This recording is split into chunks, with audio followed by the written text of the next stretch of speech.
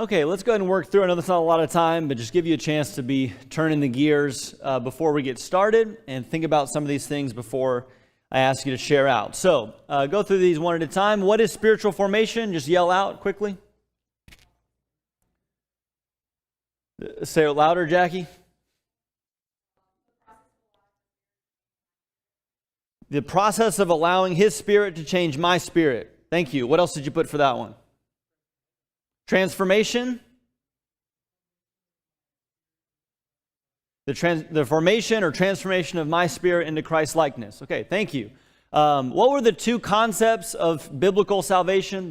These are not the only two, but these are the two that we highlighted early on in the class.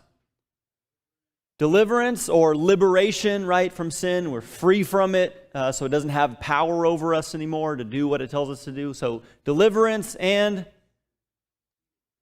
healing. Thank you, Michael. We've had sickness, disease, come to Christ. He makes us whole, right? Puts together the joints that are out of, the limbs that are out of joint, strengthens the muscles that are weak, does away with the cancer that's been invading our body, so on and so forth. Salvation is deliverance. Salvation is healing. We're kind of working with those ideas. What is a disciple? What are some synonyms we've used? A follower, an apprentice, right? Like that one. Any others? Follower, an apprentice, student, pupil. Okay, and what's the aim of a disciple? That is the goal of a disciple. To be like his teacher. Okay, do as the teacher does, do as the teacher teaches, to become like him. That's what an apprentice is trying to do as you work with the master. Okay. Next one, what's our VIM, pathway to growth? What do those letters stand for? Vision, you got to see what you want to be and be captivated by that vision. I, intention, you have to decide that that's what you're going to do, make a commitment to it. And the M, the means. And in our class, for spiritual growth, the means are the spiritual disciplines. So what are spiritual disciplines? This is from last week.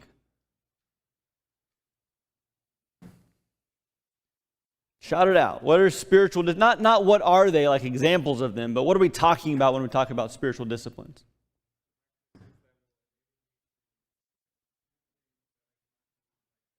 Okay, practices that will enable me to do things that I currently cannot do by trying. What else did y'all say or talk about? What are spiritual disciplines? Okay, there are things that cultivate growth. Other words for disciplines, we've already used the word practices. What other words we could use for disciplines? Coming from the sports analogy, we could use the word doing, exercising, right? That's the word that is used several times. Paul uses that word. There are exercises that we do that help to shape and form our hearts. There are practices that we do that cultivate spiritual growth in our life. And that's where we're going to start tonight, working through for the next 6 weeks, various spiritual disciplines that we engage in that help us along this progress of spiritual transformation into Christ's likeness. So you should have your handout now. Thanks to those of you that passed those out. And a lot to do tonight. And ironically, we may end up hurrying through some things tonight and going more quickly than we otherwise could or should. But that's just the nature of the beast with a lot to do and not a lot of time. So hopefully you did the reading. Several of you already mentioned that to me when you walked in. So I hope that was helpful. Actually, 3 of you. I've heard from 3 of you in the last 24 hours about the reading that I sent out. And so we won't go through all of that again. But we start basically with what's wrong. And this is what's wrong, I think, in our world. And it's seeped into myself. And they are diseases that are present within us, even as the people of God. And the two that we focused on in the pre-class reading were the idea of hurry and the idea of noise, right? The fact that we are just very rushed in our modern life, right? There's always something going on. Part of this is that we as God's people, we have bought into a maybe an American or modern value system of the busier you are, if I can say that word, the more busy you are, the better, right? Sometimes we wear that as a badge of honor, right? People ask, how are you doing? We always say busy, but we say that like with pride, like, well, I'm just real busy. We act like we're annoyed or tired with it, but we're glad we're as busy as we can be. To be busy at work, to be the guy that works 80 hours a week is of top value. We pass this value down to our children such that they have to be involved in every extracurricular activity known to man in order for them to be successful or to be happy, okay? So we just packed full our life with stuff and things to do. And along with that comes this idea of noise. There's always either literal noise going on or just something that we're paying attention to, something that's going on, something in front of our eyes, something in our ears. More and more you look around and people have a screen in front of them, they have headphones in their ear, busy hearing and seeing all that there is to see and hear. But in the end, it's really not very substantive, right? More and more, we're just distracted. Our attention spans are very short. We can't pay attention to any one thing for very long. It seems like everything we do is shallow. Our work is shallow. Even our leisure or entertainment is fairly shallow. Our relationships are shallow with our friends, with our family. And again, all of this has crept into us as Christians. Our relationship with God is shallow because we are partaking in the things of God in the same way that we partake in everything else, which is in bite-sized chunks, right? So a little bit of Bible reading here, right? Listen to a sermon on 2 times speed so I can get through it in 15 minutes, right? It's quick, and we don't give it the depth that it deserves or the depth that would be good for us. And then this is something that I came across recently that I think is at the core of it. And I don't know if it's a cause or an effect or both. But I think at the heart of a lot of this is the idea of loneliness. That we either seek out all the noise and all the distraction because we are lonely and we are masking the loneliness by trying to fill our ears and fill our eyes with stuff, okay? Or all of the shallow distraction is just making us lonely. And I think it's probably both, right? But loneliness is a huge epidemic in our age especially, which of course is ironic. We say we're so connected, right? We have social media and phones and all kinds of communication. We are around people a lot, but for a lot of us, even when we're around people, maybe even you sitting right here, right now in this room full of people, you feel alone. You feel lonely. And that's a very common thing. And so because we're lonely, we maybe handle that in different ways. We try to just fill all of our time with people because we don't want to be alone. Or maybe we isolate ourselves because of our loneliness. But either one of these things is not a good solution. And I would say that all of this sets us up for more worldliness. This was in your reading that there's kind of a vicious cycle here, that we run after the things of the world, filling our lives with more busyness, more hurry, more noise. And that pulls us away from God. We spend less time with God, less time with spiritual things, and that sets us up to be vulnerable to even more worldliness, right? And more buying into the ways and the wisdom of the world. What I'm going to tell you, what I'm suggesting to you tonight is that the disciplines we're going to talk about of solitude and silence primarily are part of the cure that God has given us to the distraction and the hurried shallowness of our modern age. And yes, even, think about this, solitude is the real answer to loneliness that we face in our modern world. Okay, I saw a couple hands real quickly, Mike and then Nick, and we're going to move on. I was just going to say one of the problems we've got with busyness is our society has also made it the opposite of busyness is laziness, and none of us want to be lazy, so therefore we've got to be busy all the time. That's really, they're different birds that belong in different categories. Thank you, Mike. Nick? Yeah, so we commonly hear the term nature abhors a vacuum. And that's kind of a quote from Aristotle. At least it's attributed to him. But I think really what it is the devil abhors a vacuum. Because kind of going on line with the reading we had that you sent out, the devil wants to fill our lives with everything. So we don't have the time for the important things. Thank you, Nick.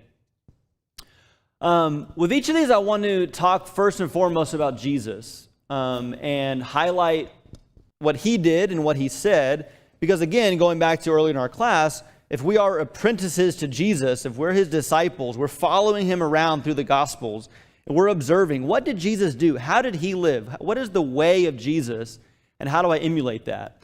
So I won't take the time to read through all of these. I do want to read some passages on future slides, but for now, I think most of this is probably familiar. You'll remember that as we talk about it, okay?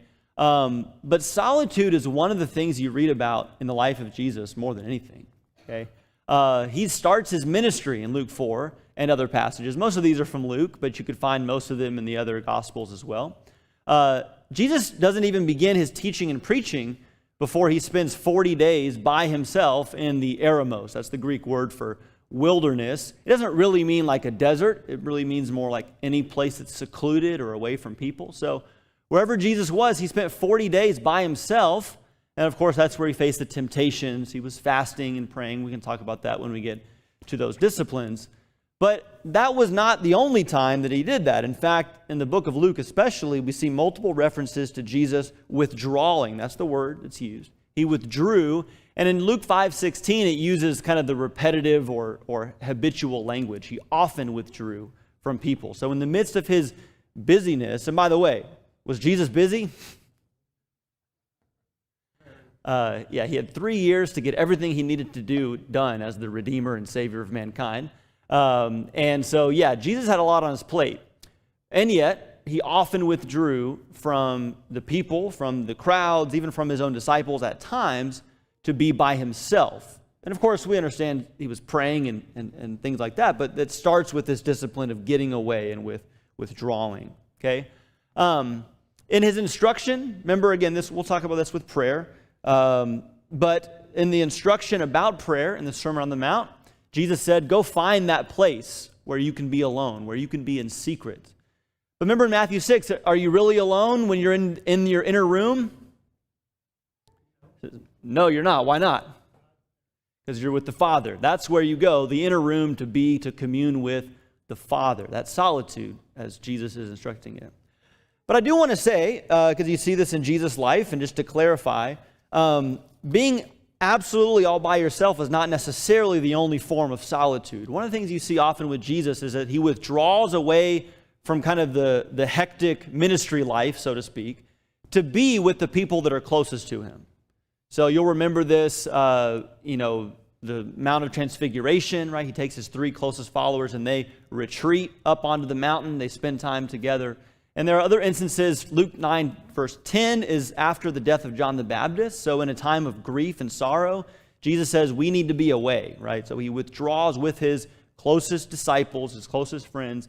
And so they spend time in solitude as a group. Does that make sense? Okay. But I think it fits in the same category. In his instruction, I had you read this ahead of time, but remember the Mary and Martha story. Martha is busy working and serving. Noble, honorable, of course. But Jesus says of Mary, who chose to kind of withdraw from the busyness of work and just sit at his feet, that she has chosen the better part, sitting at his feet. And so there's something to be learned there. And then it says in Luke 22 and verse 39, as Jesus goes to the Garden of Gethsemane again with the 12 and then with the 3, okay, that this was his custom, right? This was not the first time that Jesus went to the Garden of Gethsemane to pray. This is something that he did habitually. It was customary for him. Okay, and again, we could pile on. I actually deleted some examples off the slide just to make room and to save time. But you see that over and over again, Jesus practiced this discipline of withdrawing by himself or with his close friends to spend intentional time in the presence of the Father, to withdraw from the hectic busyness of life and to commune with God. All right? So, for ourselves, let's think about why it is that we need solitude. Okay? Let's get some readers. So you have this on your worksheet. So if you can be looking ahead and some people grabbing these verses, starting with Mark 1. Someone could grab those verses, and then some of you just get to the other verses that are coming down in this section on why we need solitude. And just read some of these verses out loud. The first thing that solitude does for us is it's a way to hit the brakes, right? To intentionally put speed bumps in our path so that we will slow down in the busyness of life. Someone read Mark 1, 35 to 38. And rising very early in the morning, while it was still dark, he departed and went out to a desolate place, and there he prayed. And Simon and those who were with him searched for him, and they found him and said to him, "Everyone is looking for you." And he said to them, "Let us go on to the next towns, that I may preach there also, for that is why I came out." Okay, you see in this example that Jesus spending time alone is associated with him being in control of how he spends his time, right? That Peter is saying, all these people want you to do X, Y, Z. And that's often the way that we live our life, right? Pulled around by all the responsibilities and people that are tugging at us. Jesus gets up early, spends time in solitude, and it kind of puts him in control of what he's going to do. He says, no, I'm settling myself in my purpose, and this is what I'm about. And so I'm not going to be frantically tugged, right? As soon as the alarm goes off, I'm just, whoever needs me, I'm there for them, running to and fro, okay? No, he's up, he's spending time alone, he's clear of his purpose. The Ephesians 5:17 verse here is where Paul says, walking in wisdom, redeeming the time, or making the best use of the time. And I think solitude is a way that we do that. You pull away, even just for a few minutes, in the midst of the busyness, it forces you to slow down, and that would be good for all of us, okay? It also builds trust. Somebody read Psalm 46:10.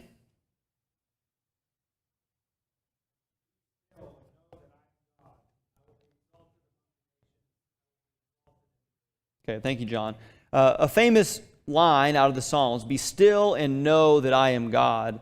And Psalm 46 is perhaps more in the context of all the things in the world that are raging and they're happening. And we get so anxious and bothered about all these things, and rightly so. Okay?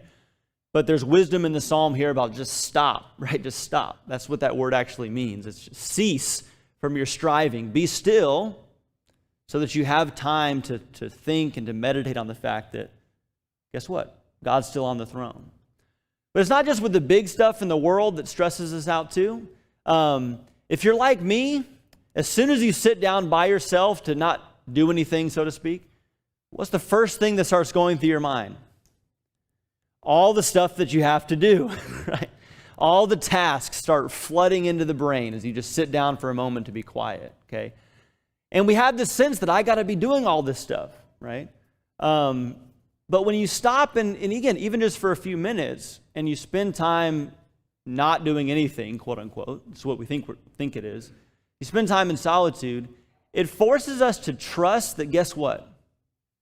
The world is going to keep spinning without us, right?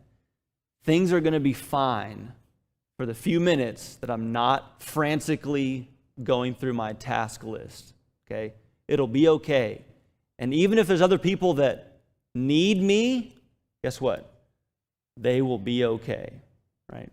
And it forces us, so on the macro level and the micro level, to trust, right? That I can step away and it's going to be fine because I'm not in control. That's part of what's behind our frantic rush. You understand that, right? The desire to control everything in our life. So when we stop that, when we cease our striving and know that He is God, it builds that trust. Someone get this one. I love this one. John 16:32 and 33. Behold, an hour is coming, has already come, for you to be scattered each to his own home, to leave me alone. Yet I am not alone, because the Father is with me. These things I have spoken to you, so that in me you may have peace. In the world you have tribulation, but take courage, I have overcome the world. Okay, Jesus says that everybody is going to forsake Him so that He will be alone. But He's not really going to be alone. Why not? He has the Father. That was the point you made earlier as well, Dan. And this is why solitude is the answer to loneliness in a counterintuitive way. Because when we practice solitude as a regular exercise, we start to develop this friendship, this relationship with God, such that it doesn't matter if we're all by ourselves or if we're in a crowd of people, we're never alone because we know that we are with God and God is with us. And practicing solitude builds that sense and builds that awareness with us, and it develops that deeper connection, that deeper relationship, such that we're never alone because we know that God is with us. If we're never spending time with God, then when we get by ourselves, we start to panic because we do feel alone. But we get comfortable with that aloneness because we know that God is with us, and that's good for us. It's the cure for loneliness. A couple other things just real quickly. 2 Corinthians 13:5, someone have that? Examine yourselves to see whether you are in the faith. Test yourselves, or do you not realize this about yourselves, that Jesus Christ is in you, unless indeed you fail to meet the test. Okay.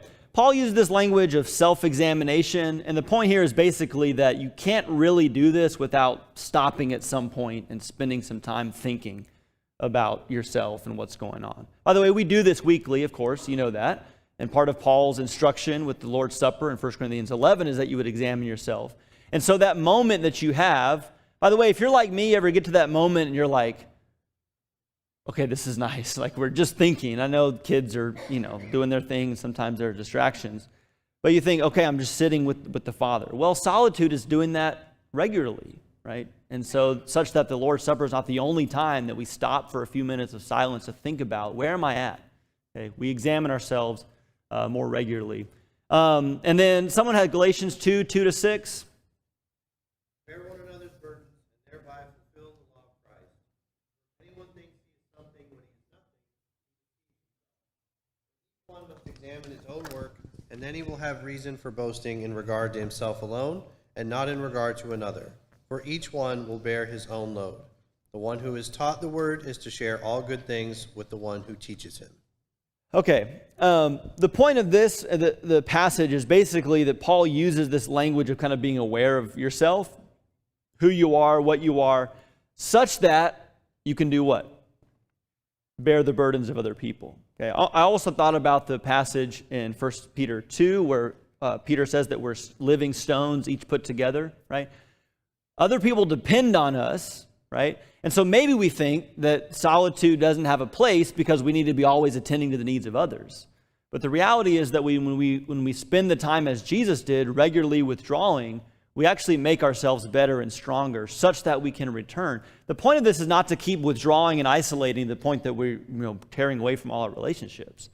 The point is that like Jesus, we're withdrawing for a time, for a moment, such that we can reconnect with the Father, such that we can examine ourselves, such that we can build the trust that we need to, and then be who we are called to be for other people, right? So in the moment, it feels like we may be, and we may actually be, disappointing or annoying other people because we're taking a break temporarily to be by ourselves, okay? And people need us, they think, right? But in the long run, we are strengthening ourselves and making us better so that we can be better husbands or wives or mothers or fathers or friends or co-workers or bosses or employees or deacons or elders or whatever it is. Okay? All right. Questions before we move on to some practical stuff. Steve?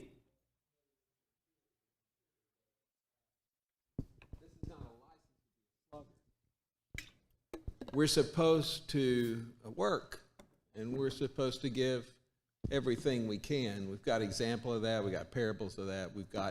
We should do all that we can do. What this is about is balance. This is time management.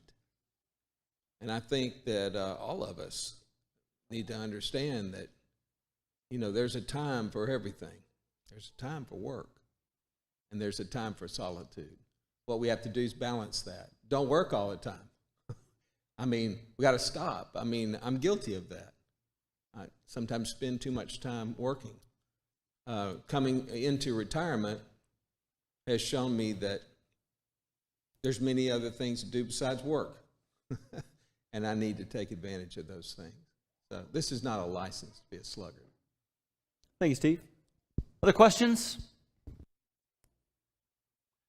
Let me offer a few practical things quickly, and these are hopefully conversations we can continue to have. One, because with a lot of these disciplines, I want to make clear that we're probably already doing some of these things or in a position to do them without completely, overturning our lives or schedules. there's already, I would think, quite a bit of time throughout the day that we are alone. What are some times that we're already alone, whether we realize it or not? Okay, in bed, right, when you first wake up, you kind of have a solitary moment, your first conscious moments, also before you go to bed, right? You're laying there, your last solitary moments before closing your eyes. Someone mentioned the shower, other things? Your commute, right? Yeah. Some of you are spending half an hour one way, 2 hours one way on your commute.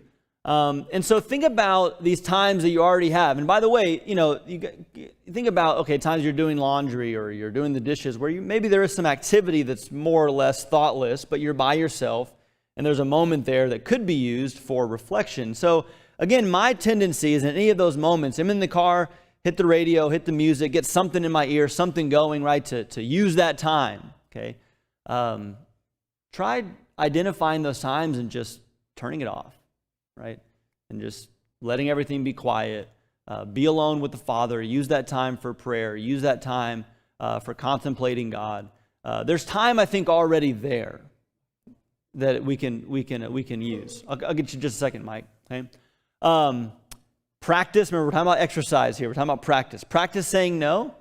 That may be part of our problem, is that in any given day or any given week, we just accept any offer or any ask that comes our way, right? Practice saying, you know what, no, I'm too busy to do that that night, or, today, nope, I can't take on that responsibility because I just can't, right? And I need to avoid overloading myself. Okay, saying no is hard. I understand that, but practice. 15 seconds on this, put the phone away. Y'all don't need me to preach more sermons on this. You've already heard these sermons. And so I'll spare you. But it seems to me, going back to the first point, that oftentimes we have space and time in our day to commune with the Father, and the only thing that's getting in the way is our compulsive use of our device, right? It's there for the taking, to connect with God, to talk to Him, right? To think about Him, and yet we can't get the screen away from our eyes, okay? Or whatever app we're drawn to, okay? We've already mentioned this in the story of Jesus. Again, Jesus was a busy guy, right? Jesus had more to do than I do, more to do than you do as well, okay? And yet, He carved out the time often, almost every reference we've seen. He got up early before the sun came up, or He stayed up all night. So He found the time, He made the time to do it, and those are natural times. And so maybe just decide on your place where you can go, your wilderness, your eremos. Again, that doesn't have to be a desert, just some solitary place where you can commune with God on a regular basis. Mike? No. Thank you. And that was fitting, Mike, because we're going to talk about the discipline of silence. So Mike has chosen to remain silent. Good for you. Okay, silence is obviously very much connected with solitude, but there's a specific aspects of it that are important. So just think about the life of Jesus, and a few things come to mind. I mean, obviously Jesus was perfect. He was perfect with His words. And one of the things you notice about Jesus is that He always knew when to answer and what to answer. He also knew when not to answer and when to be silent. Right, and when not to, he could have said a lot. They gave you a couple examples here where Jesus would be asked for a sign. Give us a sign. And Jesus basically says, sorry, not giving it to you. Or the question about, what authority do you do these things? And Jesus says, well, unless you can answer my question, I'm not answering yours. Okay. Jesus knew when to say things, and He knew when not to say things. And in particular, of course, most powerfully, Jesus is silent in the face of the false accusation that's hurled by Him at His trials. And I think if any of us, including myself, put ourselves in this situation, you put yourself before a crowd of people, arrogant, hypocritical leaders that are spewing false charges against you, what's going to be my reaction to that? Anger, frustration, right? Defending myself, hurling back the insults, hurling back justifications. Jesus doesn't do any of that. He's silent in the face of accusation. And let's look at this passage in 1 Peter, because 1 Peter 2 gives us this window into why it was that Jesus was able to respond in this way. think about the language of 1 Peter 2, the silence that Jesus kept in the face of accusation, and what it was that enabled him to do that. Peter says, 1 Peter 2, verse 21, "For you have been called to this purpose, since Christ also suffered for you, leaving you an example for you to follow in his steps, who committed no sin, nor was any deceit found in his mouth. And while being reviled, he did not revile in return. While suffering, he uttered no threats, but kept entrusting himself to him who judges righteously. And he himself bore our sins in his body on the cross, so that we might die to sin and live to righteousness. For by his wounds you were healed." You see, why was Jesus able to keep silent in the face of accusations? Because he entrusted his soul to the faithful judge, right? Because of his trust, his faith in God, his reliance upon God, he was able to keep his mouth shut, even when he was reviled and insulted. Okay? And this is what we're aiming for with the discipline of silence. Learning the wisdom of Christ, of when to speak, when not to speak. Learning the humility and the meekness of Christ to not speak when we are being accused and insulted, right? And instead to trust our souls to God and not feel the need to always be justifying ourselves with our words, okay? And that's really, I think, what a lot of this is about, that we speak in order to justify ourselves. We speak in order to make ourselves look better. We speak in order to manipulate social, concepts of who we are and our image, okay? And so learning to be silent is learning the meekness, the gentleness, the faith, and the wisdom of Christ. But again, this is to me is one of the best examples of the idea of training off the spot, okay? Because we think about stories like this with Jesus and we say, man, I want to do that. And if you're like me, my mouth has gotten me in trouble a lot. My mom told me that, actually. She told me when I was growing up, your mouth is going to get you in trouble. So why are you guys laughing? Come on. And it has many times, okay? And it's one of those things where every time I slip up, I think, I'm not going to do that next time. I'm not going to do that next time. Oh, I do it again. I'm not going to do that next time, okay? And I think part of the answer is that we have to practice. We can't just wait till we're in the moment and think, I'm going to do better and hold my tongue. Yeah, it doesn't really work that way. You have to practice it, and there's a discipline of silence that we can practice. And again, it's very much associated with the discipline of silence. Being by yourself, being alone, or with other people, and just being silent, okay? And trusting in God and communing with him and leaving it to him. So why do we need it? Again, let's get some of these verses if y'all want to turn. A lot of these are in Proverbs. Proverbs 10:19 and James 3:6-8. Someone want to get those? When there are many words, transgression is unavoidable. He who restrains his lips is wise. Okay, thank you, Nick. And then James 3:6-8. The tongue is a fire, a world of unrighteousness. Set amongst our members, staining the whole body, setting on fire their entire course of life, and set on fire by hell. Okay. Thank y'all. This is the way the tongue is, James says. He doesn't say in some people, he says, no, this is the way the tongue is for everybody. And so the discipline of silence trains us to shut our mouths. Because as the proverb says, the more we speak, the more trouble we're going to get ourselves into, right? When there's an abundance of words, transgressions multiply. But the one who's wise is the one who holds his tongue. And we see this in other people. Shakespeare said, and I like to say Shakespeare said, empty barrels make the most noise, right? Or there's the other, still waters run deep. That people who don't talk very much, people who are often quiet, often reserved, it's often because there's a depth there that you admire, that you respect. And people who are babbling like a brook, babbling loud water is shallow water. So oftentimes we speak and we chatter and we babble because there's not a lot of depth there. And so silence is a way of training ourselves to stop talking, right? And to attain to that wisdom that the Proverbs are getting at. Proverbs 18:2 and 18:13, if you're there.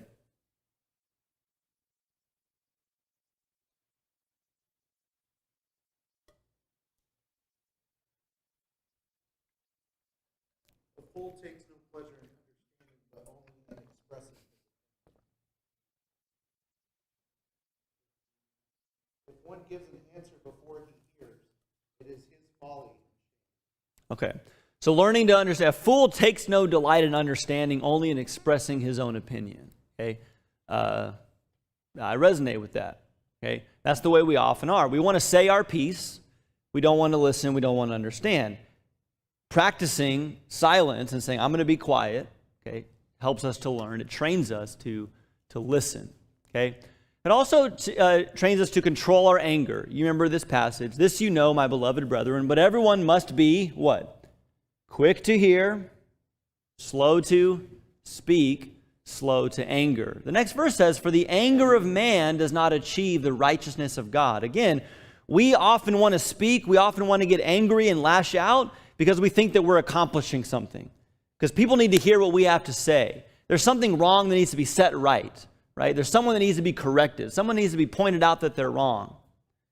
And James says the anger of man does not achieve God's righteousness. We have to learn to be quick to hear and slow to speak. And so the discipline of silence helps us to control our anger, right? We also need silence when it comes to our relationship with other people. You remember this story from Job. We give Job's friends a really hard time, and probably rightfully so. But what does that verse say? What did they first do when they came to Job in his affliction? Sat with him for how long? 7 days. Thank you, Terry. I wouldn't last 7 seconds with someone in affliction before I start telling them all the things I think they need to hear. Okay? Can you imagine sitting with someone for 7 days in silence? Just being there with them? And if you've been through something, you understand that's actually the very best thing. That's what you want, is someone just to be there. Just to sit with you, just to put their arm around you and not say anything. Okay?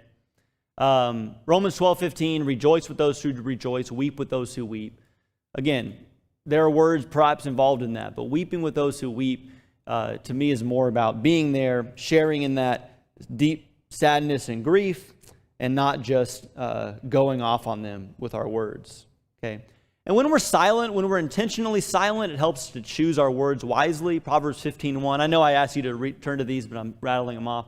A soft answer turns away wrath, right? We're silent. It helps to choose our words wisely that can often diffuse a situation. When we speak quickly, often out of anger, we just pour gasoline on the fire. When we stop and hold our tongue, we can choose our words wisely and turn away that wrath. Is anybody in Ephesians that can read those? Ephesians 4:29 and 5:4? Go ahead, Dustin. No unwholesome word proceeds from your mouth, only such a word as is good for edification, according to the need of the moment, so that it will give grace to those who hear. 5:4. And there must be no filthiness and silly talk or coarse jesting, which are not fitting, but rather giving. Thank you. In multiple ways here. We have to choose our words that will build up, right? It will be helpful, will be encouraging. When we just speak off the cuff, it's often not helpful. It's often not encouraging. And also with the silliness and the coarse jesting. I know I'm not the only one that's told a joke because there's an awkward silence, right? You feel like there's nothing's being said. I'm just going to make light of whatever situation. And I end up saying the stupidest stuff, right? Mike knows about that. I've done that with him multiple times, right? The silliness, the coarse jesting, the inappropriate comments, the unhelpful chitter-chatter, right, often comes just because we're trying to fill space with our words. But silence helps us to choose our words more wisely. Okay, so hopefully you're seeing with this discipline of silence, there's two elements of silence. There is an element that we've talked about with solitude of where you're not bringing in a bunch of noise. You're somewhere where it's actually quiet, it's actually still, and you're not taking in words or even music, or it's just silent.